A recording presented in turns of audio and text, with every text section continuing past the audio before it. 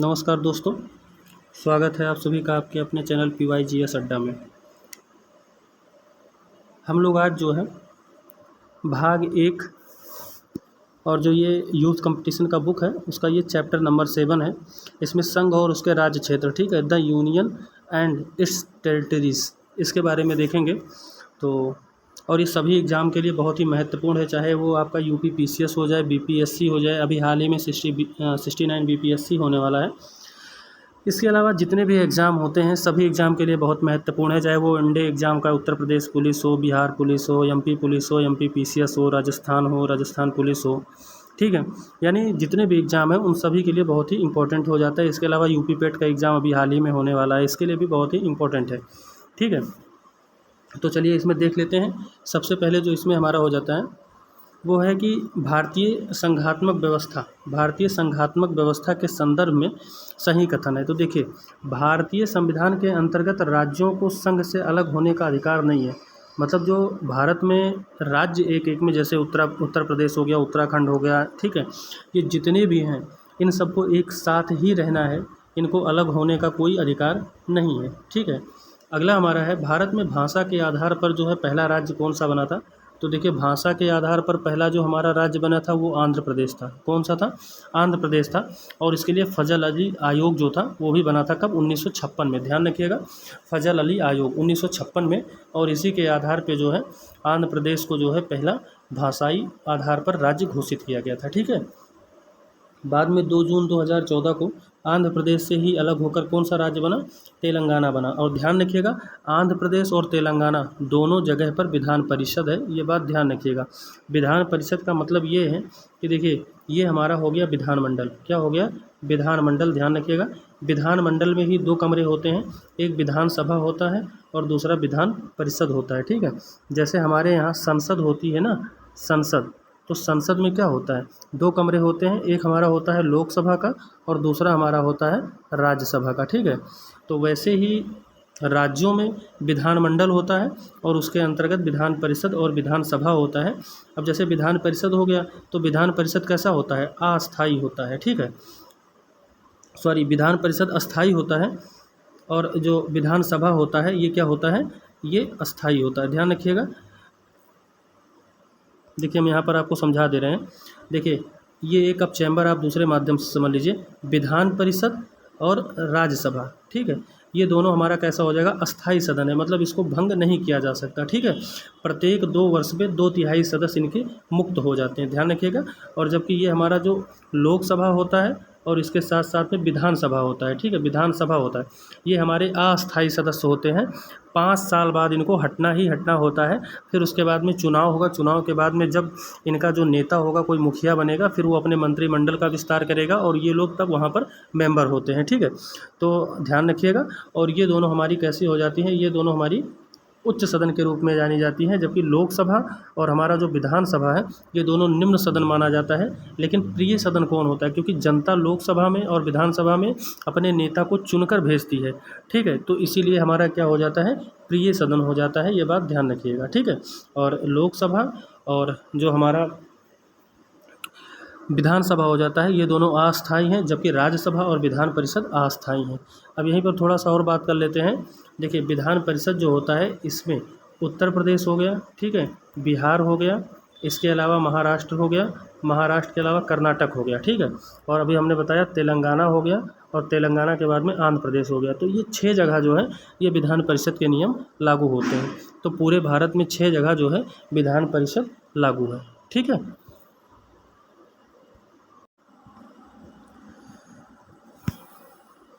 आगे देख लेते हैं कि छत्तीसगढ़, ठीक है, छत्तीसगढ़ राज्य का गठन किसके विभाजन से संपन्न हुआ? तो सन 2000 में जो है छत्तीसगढ़ एक नया राज्य बना था, मध्य प्रदेश के विभाजन के बाद में, ध्यान रखिएगा। अगला है, एक नए राज्यों के निर्माण के लिए, ठीक है, संवैधानिक उपबंध नहीं है। एक राज्य संघ राज्य क्षेत्र शामिल कर सकेगा, एक राज्य संघ राज्य क्षेत्र शामिल कर सकेगा, ठीक है। अगला है, भारत में एक नया राज्य सृजित करने वाले विधेयक को पारित करना आवश्यक होता है। तो देखिए, संसद में साधारण बहुमत से भी जो है पारित किया जा सकता है नए राज्य के सृजन के लिए, ठीक है। अगर नया राज्य बनाना है तो संसद में साधारण बहुमत से पारित होना चाहिए, ठीक है।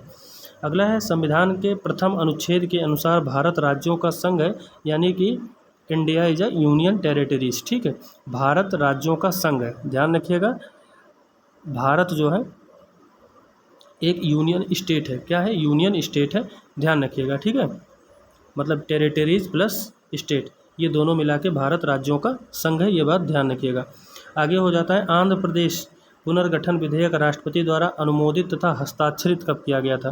तो मार्च 2014 में। कब? मार्च 2014 में। अगला है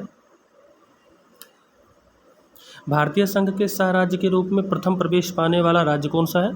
तो ध्यान रखिएगा कौन सा है। भारतीय संघ में सह राज्य के रूप में प्रथम प्रवेश पाने वाला राज्य हमारा सिक्किम है। ठीक है, ये 35 जो संविधान संशोधन था उसके तहत यह भारत का जो है अंग बना था। ठीक है, आगे है जिन राज्यों का सृजन 1960 के बाद हुआ था उनका क्रम लगाना है। तो देखिए नागालैंड, हरियाणा, मेघालय और सिक्किम। ठीक है, ये इनका क्रम है। अगला है भारतीय राज्यों के निर्माण का सही क्रम क्या है? तो देखिए सिक्किम है, अरुणाचल प्रदेश है, अरुणाचल प्रदेश के बाद में हमारा छत्तीसगढ़ है और सबसे लास्ट में झारखंड है। कौन सा है? झारखंड है, बात ध्यान रखिएगा। आगे इसी में हमारा दिया हुआ है भारत के राज्य एवं संघीय प्रदेश। तो देखिए 28 राज्य हैं एवं 8 संघीय प्रदेश हैं, जिसमें राष्ट्रीय राजधानी क्षेत्र भी जो है सम्मिलित है। अब देखिए राष्ट्रीय राजधानी क्षेत्र की बात आती है तो देखिए 69 जो संविधान संशोधन है, 69वां संविधान संशोधन। ठीक है, 69 संविधान संशोधन। ठीक है, 69 संविधान संशोधन 1992। ठीक है, इसके तहत दिल्ली को राष्ट्रीय राजधानी क्षेत्र घोषित किया गया था। ये क्वेश्चन भी यूपी पीसीएस में पूछा गया है, तो आप लोग इसको भी ध्यान रखिएगा। अगला है राष्ट्रीय राजधानी क्षेत्र प्रदेश में अवस्थित है, तो करनाल और रोहतक। कौन सा? करनाल और रोहतास या रोहतक, जो भी आपको समझ लीजिए। अगला है राज्य का सबसे महत्वपूर्ण तत्व क्या है? देखिए राज्य का जो सबसे महत्वपूर्ण तत्व होता है वो होता है उसकी संप्रभुता। संप्रभुता का तात्पर्य ये होता है, सोवरेनिटी जिसको बोलते हैं इंग्लिश में। तो संप्रभुता का तात्पर्य ये होता है कि वह कोई भी राज्य हो तो वह अपने जो है आंतरिक और बाह्य मामले के निर्णय लेने के लिए स्वतंत्र हो, मतलब उसमें किसी बाह्य या आंतरिक रूप से कोई हस्तक्षेप ना कर सके और पूर्णतः स्वतंत्र हो। यही होता है किसी भी स्टेट की संप्रभुता। ठीक है, अगला है भारत एक गणतंत्र है। इसका अर्थ है कि भारत में जो है वंशानुगत जो सिस्टम है वो अब नहीं है, यानी राजा वाजा का कोई सिस्टम नहीं है। यहाँ पर चुनाव होगा और उसके माध्यम से जो चुना जाएगा वही जो है देश का संचालन करेगा। ठीक है, क्योंकि जनता चुनती है और जनता जो है वो सबसे भारत में क्या है? सर्वोच्च है। ये बात भी आप ध्यान रखिएगा। अगर बात करें कि सबसे पवित्र ग्रंथ कौन सा है भारत में, तो वो संविधान है। जैसे बहुत लोग अगर देखेंगे तो श्रीमद् भागवत गीता हो गया, या लोग अपने रिलीजन के हिसाब से देख सकते हैं, लेकिन नहीं, सभी धर्मों को मानने की आज़ादी हमें संविधान देता है। ठीक है, निष्पक्ष तरीके से। इसीलिए जो हमारा संविधान है वही हमारा सबसे पवित्र ग्रंथ हो जाता है। ठीक है, भारतीय संविधान सबसे पवित्र ग्रंथ है भारत का। अगला है भारत में संघ राज्यों का प्रशासन होता है किसके द्वारा? राष्ट्रपति के द्वारा, ध्यान रखिएगा। भारत में संघ राज्यों का प्रशासन होता है राष्ट्रपति द्वारा। अगला है बम्बई प्रांत को गुजरात एवं महाराष्ट्र में विभाजित किया गया था। कब? 1960 में। और 1960 में भी बहुत महत्वपूर्ण वाद हुआ था, बेरुवाड़ी केस, ध्यान रखिएगा। बेरुवाड़ी केस जो है ये 1960 में हुआ था, ध्यान रखिएगा। आगे हमारा हो जाता है एकमात्र संघीय क्षेत्र जहाँ राज्यसभा के लिए, ठीक है, एक सदस्य का निर्वाचन होता है, वो है पांडुचेरी। कौन सा है? पांडुचेरी या पुदुचेरी, ध्यान रखिएगा। अब यहाँ पर देख लेते हैं कुछ राज्य हैं कब ये अस्तित्व में आए। देखिए नागालैंड 1962 में आया। कब आया? 1962 में। इसके अलावा झारखंड जो हमारा है ये सन 2000 में आया, तेलंगाना 2014 में आया और सिक्किम 1975 में आया। ठीक है, तो ध्यान रखिएगा सबसे पहले कौन आया? नागालैंड। नागालैंड कब आया? 1962 में। ठीक है,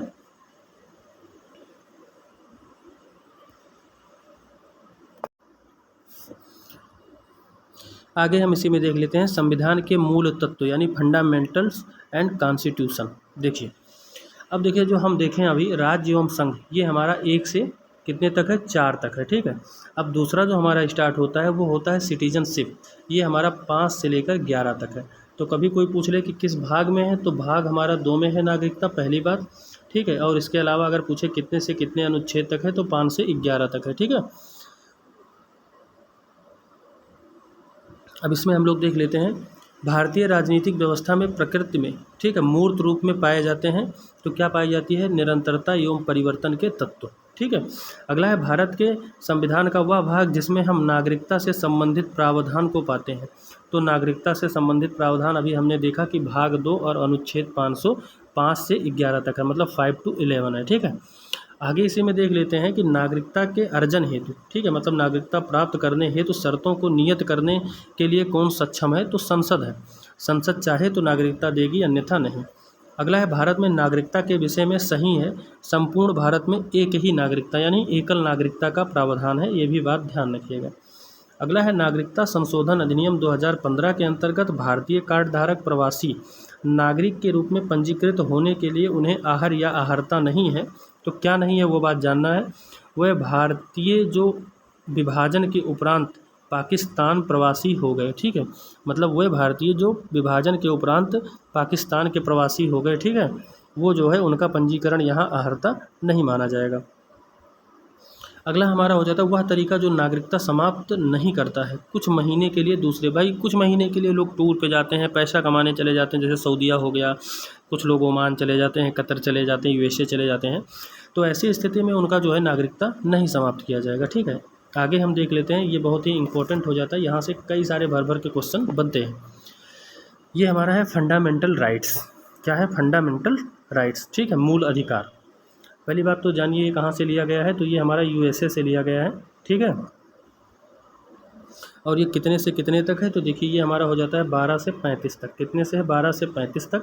और भाग कौन सा है, तो भाग हमारा हो जाता है फंडामेंटल राइट्स का 3, भाग 3, ठीक है। देखिए इसमें स्टार्ट करते हैं। पहला है मानव के दुर्व्यवहार तथा बालात पर रोक, ठीक है, ये आर्टिकल 23 में कहा गया है, ठीक है। अगला है गैर कानूनी निरोध से संरक्षण, ये हमारा आर्टिकल 22 है, ध्यान रखिएगा। प्राथमिक शिक्षा का अधिकार, ये हमारा 20A है, 21A। अब ये किस संविधान संशोधन के तहत आया, तो 86 संविधान संशोधन, ठीक है, 86 संविधान संशोधन, थोड़ा देख लीजिएगा, और 2002 में, ठीक है, कब? 2002 में जो है आया था। और इसी के तहत जो है 21A और 11वां मौलिक कर्तव्य जोड़ा गया था, ध्यान रखिएगा। फंडामेंटल ड्यूटीज़ भी 82 कॉन्स्टिट्यूशन अमेंडमेंट 2002 के तहत आया था, जो 11 नंबर का है, ठीक है, दोनों बात ध्यान रखिएगा। अगला है लोक नियोजन में समानता, ये आर्टिकल 16 है, किसमें है? आर्टिकल 16 में है, तो ये आप ध्यान रखिएगा। आगे हम लोग इसी में देख लेते हैं। भारतीय संविधान नागरिकों को मूल अधिकार निश्चितता प्रदान करता है 12 से 35 तक, कितना? 12 to 35। आगे देख लेते हैं भारतीय नागरिकों के अधिकारों को संरक्षित करने में सर्वोच्च न्यायालय की अपेक्षा बढ़िया स्थिति में है उच्च न्यायालय, कितने में? आर्टिकल 226 में, ठीक है, 226 में जो है ये ज़्यादा बेहतर है, यानी कि जो हमारा फंडामेंटल राइट्स है वो सुप्रीम कोर्ट से ज़्यादा बेहतर हमें सुरक्षा कहाँ प्रदान हो सकता है? हाई कोर्ट में, ठीक है। अगला है केवल मौलिक अधिकारों के संरक्षण के लिए परमादेश जारी करता है, मतलब अगर फंडामेंटल राइट्स का जो है हनन हो रहा है तो उसके लिए परमादेश जो जारी कर सकता है वो कौन कर सकता है? तो सर्वोच्च न्यायालय, यानी कि सुप्रीम कोर्ट कर सकता है। और किस आर्टिकल के तहत? तो 32 के तहत, कितने? 32 के तहत, ठीक है। आगे है संविधान की प्रस्तावना, कौन सी? संविधान की प्रस्तावना सभी भारतीय नागरिकों को उपलब्ध कराने का वायदा नहीं करती है, तो ये हो जाएगा नहीं करती है, ध्यान रखिएगा। पूजा की समानता, भाई पूजा की समानता जो है ये संविधान का काम नहीं है, ठीक है, ये धार्मिक काम है। अगला है मूल अधिकार नहीं है, तो हमारा जो मूल अधिकार है वो क्या नहीं है, तो ध्यान रखिएगा समान कार्य के लिए समान वेतन। ये समान कार्य के लिए समान वेतन जो है ये हमारा नीति निदेशक तत्व में है, किसमें है? नीति निदेशक तत्व में है, या डीपीएसपी जिसको बोलते हैं, डीपीएसपी में है, ठीक है। और ये आर्टिकल 39 में है, किसमें है? आर्टिकल 39 में समान कार्य के लिए समान वेतन का उल्लेख किया गया है, ठीक है। अगला हमारा हो जाता है कि मौलिक कर्तव्यों को संविधान में समाविष्ट किया गया 1976 में। 42 जो संविधान संशोधन है, 42वां संविधान संशोधन 1976 में इसके तहत किया गया था। और ये जो है स्वर्ण सिंह समिति की सिफारिश पर, किसकी? स्वर्ण सिंह समिति की सिफारिश पर जो है लाया गया था। कितने? तो 10 जो है फंडामेंटल ड्यूटीज़ थे। और अभी हमने बताया कि 82 कॉन्स्टिट्यूशन अमेंडमेंट 2002 के तहत जो है 11 नंबर का जोड़ा गया था। और उसमें भी शिक्षा से संबंधित ही बात कही गई थी कि माता पिता का यह दायित्व है कि अपने बच्चे को जो है शिक्षा से संबंधित बातों पर ध्यान रखें, उनका ख्याल रखें। आगे हमारा हो जाता है कि बालकों के लिए मुफ्त एवं अनिवार्य शिक्षा का अधिकार 2009 जो आया था वो कब से प्रभावी हुआ, तो 1 अप्रैल 2010 से। ये तो ना जाने कितनी बार टेट, सुपर टेट और जितने भी अदर स्टेट के टेट या जिस स्टेट का जो भी अपना टीचर से संबंधित एग्ज़ाम है उसमें निश्चित रूप से पूछा जाता है, तो इसको ध्यान रखिएगा। आगे हमारा हो जाता है भारतीय संविधान में जैसा निहित है समानता के मौलिक अधिकार में सम्मिलित नहीं है आर्थिक समानता। भाई आर्थिक समानता की बात जो है वो संविधान में नहीं की गई है, ठीक है। आगे हो जाता है कि भारतीय संविधान के अधीन केवल भारत के नागरिकों को ही ये अधिकार प्रदान है। क्या है? धर्म हो गया, मूलवंश हो गया, जाति हो गया, लिंग हो गया, जन्मस्थान या इनमें से किसी के आधार पर विभेद यानी किसी प्रकार का अंतर या भेदभाव नहीं किया जाएगा और ना ही इनको इस स्थान पे जाने से जो है प्रतिषेध अर्थात रोका जाएगा, ठीक है। ध्यान रखिएगा। या बसने वगैरह, जैसे कोई बस रहा है कह दें कि ये जो है दलित है या ये किसी अदर वर्ग का है या कोई उच्च वर्ग का जाए तो जहाँ पर निम्न स्तर के लोगों की संख्या ज़्यादा हो तो बताएं कि ये ऐसा ऐसा, तो ऐसा आप नहीं बोल सकते हैं, ठीक है। जातिगत या जाति सूचक शब्दों का प्रयोग करना संविधान के खिलाफ है, इसीलिए आप ऐसा शब्द प्रयोग नहीं कर सकते हैं। अगला है आपातकालीन स्थिति में निलंबित किए जा सकते हैं मौलिक अधिकार, ठीक है। मौलिक अधिकार निलंबित किए जा सकते हैं, लेकिन आर्टिकल 20 और 21 ये दोनों हमारा जो है नहीं निलंबित होता है, ध्यान रखिएगा। आगे हो जाता है ग्रहण के सिद्धांत। किसके? ग्रहण के सिद्धांत या डॉक्ट्रिन ऑफ इलेक्ट्स का संबंध है अनुच्छेद 13, ठीक है। इसमें पृथक्करण का सिद्धांत और आच्छादन का सिद्धांत, दो बातें इसमें दी हुई हैं 13(1) और 13(2) में, ठीक है। अगला हमारा हो जाता है मूल अधिकारों के असंगत या उनकी अल्पीकरण करने वाली विधियों को शून्य घोषित किया जाता है, तो ये आर्टिकल 13 के अंतर्गत यानी अनुच्छेद 13 के अंतर्गत, ठीक है। अगला है भारतीय संविधान में प्रदत्त 6 मूल अधिकारों में से नहीं है तो विरोध का अधिकार, आप विरोध नहीं कर सकते, ठीक है, ये गलत बात है, ठीक है। इसीलिए मूल अधिकार के अंतर्गत ये नहीं है। और संपत्ति के भी अधिकार को आपको पता है कि हटा दिया गया है, अब उसको 300(a) या 300(का) में रख दिया गया है। अगला है विदेशी नागरिकों को मूल अधिकार प्राप्त नहीं है अभिव्यक्ति स्वतंत्रता का अधिकार, ध्यान रखिएगा। अभिव्यक्ति स्वतंत्रता का अधिकार जो है वो विदेशी नागरिकों को नहीं प्राप्त है।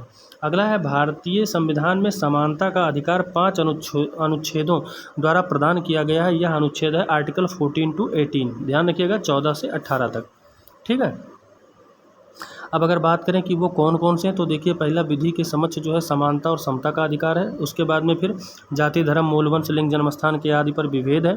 उसके बाद में लोक नियोजन में जो है समानता के अवसर की बात की गई है। 17 में अप्रियता है और 18 में उपाधियों का अंत है। तो ये 14 से 18 तक की बात की गई है। आगे हमारा हो जाता है भारतीय संविधान में कानून के समक्ष समानता से संबंधित है आर्टिकल 14। कौन सा है? आर्टिकल 14। अगला है भारतीय संविधान में प्रस्तावना में प्रयुक्त समाजवाद शब्द को इस अनुच्छेद या अनुच्छेदों के साथ मिलाकर पढ़ने से सर्वोच्च न्यायालय को समान कार्य के लिए समान वेतन का मौलिक अधिकार की परिभाषा करने की शक्ति प्रदान है, तो वो आर्टिकल 14 और 16, ठीक है। आगे हमारा हो जाता है द्वितीय पीढ़ी का मानव अधिकार समझा जाता है। कौन सा? समता का अधिकार। कौन सा? समता का अधिकार जो है द्वितीय पीढ़ी का मानव अधिकार समझा जाता है। बहुत अच्छा क्वेश्चन है।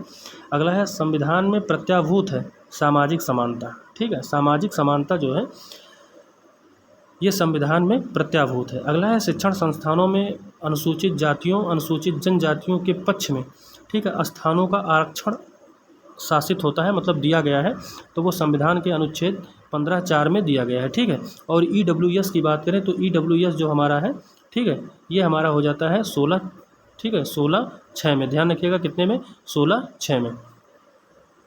आगे देख लेते हैं एक लोक नियोजन के विषय में भारत के सभी नागरिकों को अवसर की समानता की प्रत्याभूति प्रदान की गई है, तो किस आर्टिकल में? तो ये हमारा जो आर्टिकल हो जाएगा वो अनुच्छेद 16 और 16(2) में, मतलब 1 और 2। अगला देख लीजिए अप्रियता संबंधी उन्मूलन की बात किस में की गई है? तो आर्टिकल 17 में की गई है, ये भी बात आप ध्यान रखिएगा। अगला है भारतीय संविधान में स्वतंत्रता का अधिकार 4 अनुच्छेदों द्वारा प्रदान किया गया है, आर्टिकल 19 to 22, इसमें जो है स्वतंत्रता के अधिकार से संबंधित बातें की गई हैं, ठीक है।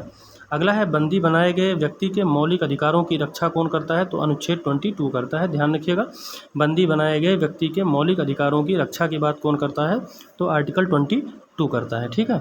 आगे है भारतीय संविधान में अनुच्छेद 1, भारतीय संविधान में अनुच्छेद 21 में सम्मिलित नहीं है मृत्यु का अधिकार। भाई आप मृत्यु से संबंधित बातें जो है आर्टिकल 21 में नहीं कर सकते हैं, यानी इच्छा मृत्यु की बात आर्टिकल 21 में नहीं की गई है।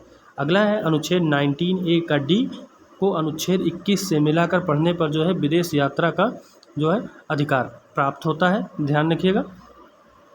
आगे है,